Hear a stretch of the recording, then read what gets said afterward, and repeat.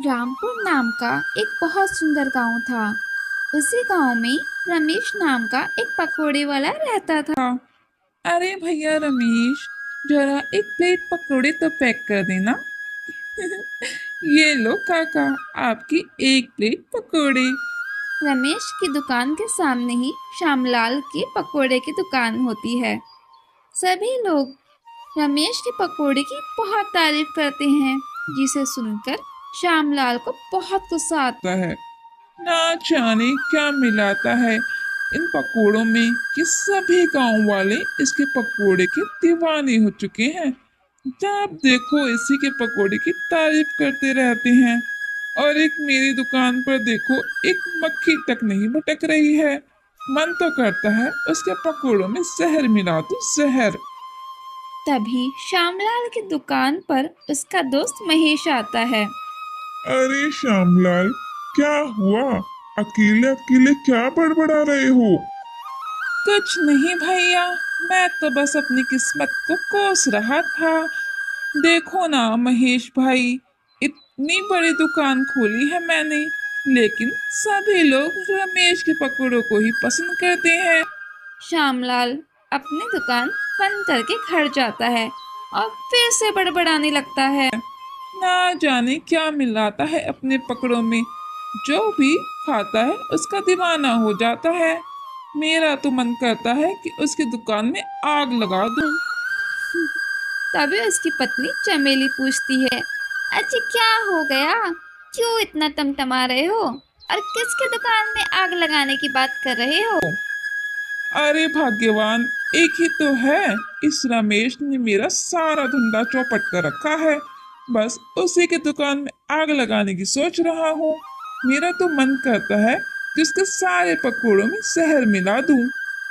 अजी, तो देर किस बात की है, ये लो शीशी। अरे भाग्यवान, ये जहर की शीशी तुम कहाँ से लाई?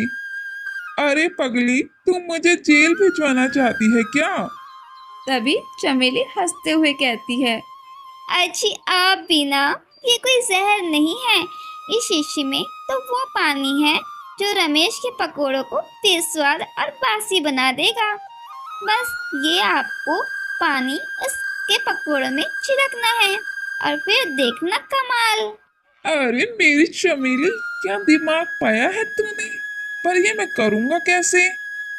अब सब मैं ही बता दूंगी, तो आप क्या करोगे? ये लो शीशी और खुद सोचो क्या और कैसे करना है। मैं तो चली खाना बनाने। अगले दिन श्यामलाल और रमेश अपनी अपनी दुकान खोलते हैं। श्यामलाल मौका देखकर रमेश की दुकान पर जाता है और रमेश से बोलता है, अरे रमेश भाई, एक तो बात है कि तुम्हारे पकोड़े बहुत स्वादिष्ट हैं। तभी हमारे गांव वाले ही नहीं, बल्कि पड़ोस के गांव वाले भी तुम्हारे पकोड़ों को खाना पसंद करते हैं। श्यामलाल जी, ये सब तो ऊपर वाले की मेहर है। श्यामलाल फिर से बोलता है, अरे भाई, ये दुकान के अंदर से कैसी आवाज आ रही है? आवाज? मुझे तो कोई आवाज नहीं आ रही। नहीं भाई, मुझे कुछ न कुछ तो आवाज आ रही है। शायद कोई चूहा तो नहीं घुस गया दुकान के अंदर। देखो जरा। श्यामलाल दुकान के अंदर जाकर देखता है, पर उसे कोई आवाज नहीं आई। जैसे ही रमेश दुकान से बाहर निकलता है, वो श्यामलाल को उसके पकोड़ों में शीशे में पानी डालते हुए पकड़ लेता है और गुस्से से पूछता है, अब समझ आया श्यामलाल, आज इतनी मीठी मीठी बातें कैसे कर रहा था?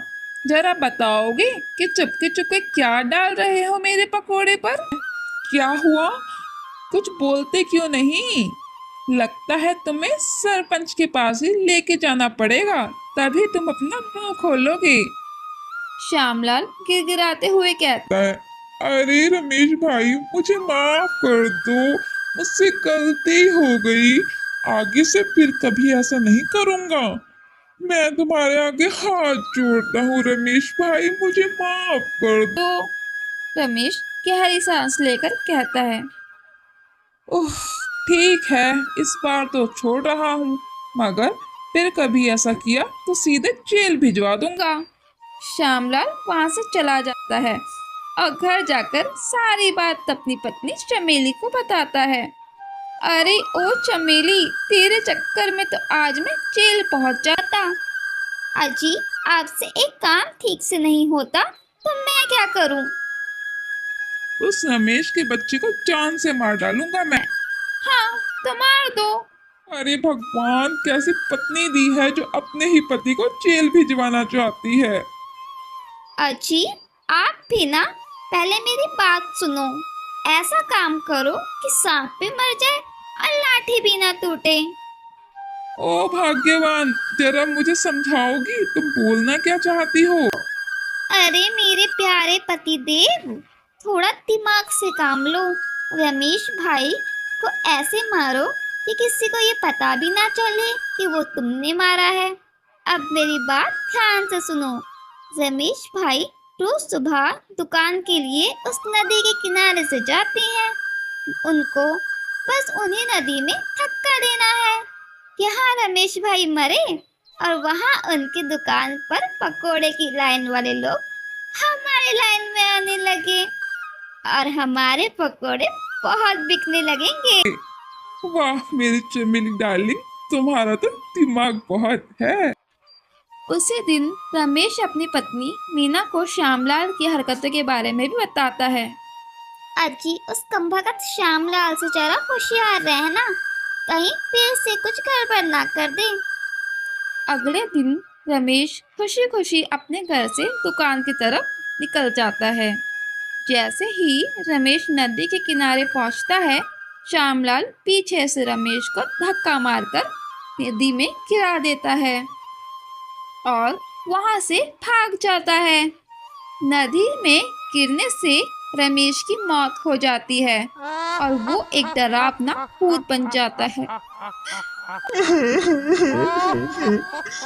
इसने तो मुझे मार ही डाला। श्यामलाल, मैं तुझसे अपनी मौत का जरूर बदला लूंगा। जब मैं जिंदा था तो कितना हैंडसम दिखता था, अब मैं कितना डरावना भूत लगता हूँ। मैं तुझे बिल्कुल नहीं छोड़ूंगा।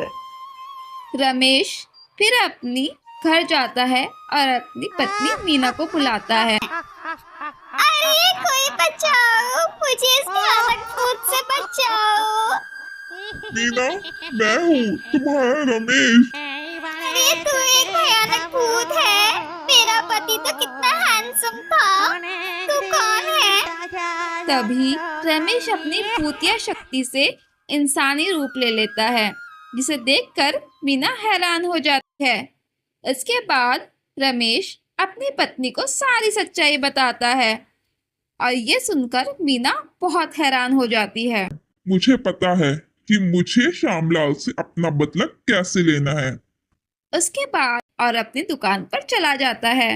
रमेश रोज की तरह अपनी दुकान खोलता है और अपना सामान बेचने लगता है। जब श्यामलाल रमेश को वहां देखता है तो वो बहुत हैरान हो जाता है और उसके पास आकर बोलता है, तुम तुम जिंदा कैसे हो? नहीं नहीं नहीं, तुम तो रमेश नहीं हो सकते। अरे क्या हुआ श्यामलाल भाई, सुबह सुबह भांग पी ली है क्या? देखो कौन आया है हमारी दुकान पे। क्या हुआ श्यामलाल भाई, तुम्हारे दुकान पे कोई ग्राहक नहीं आया क्या?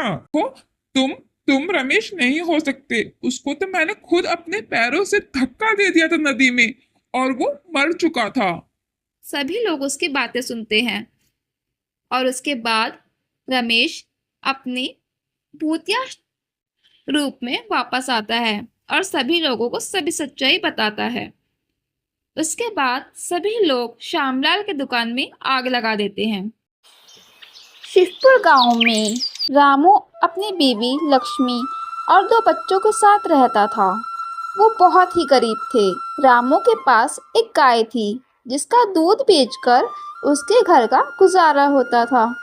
कुछ देर बाद रामू दूध बेचने के लिए निकलता है।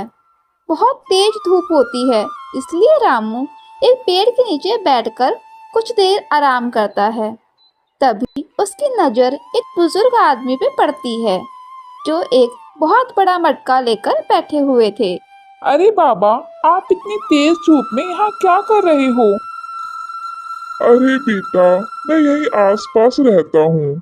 बहुत तेज प्यास लगी थी और घर में एक बूंद पानी नहीं था, इसलिए पानी भरने के लिए नदी के पास जा रहा था।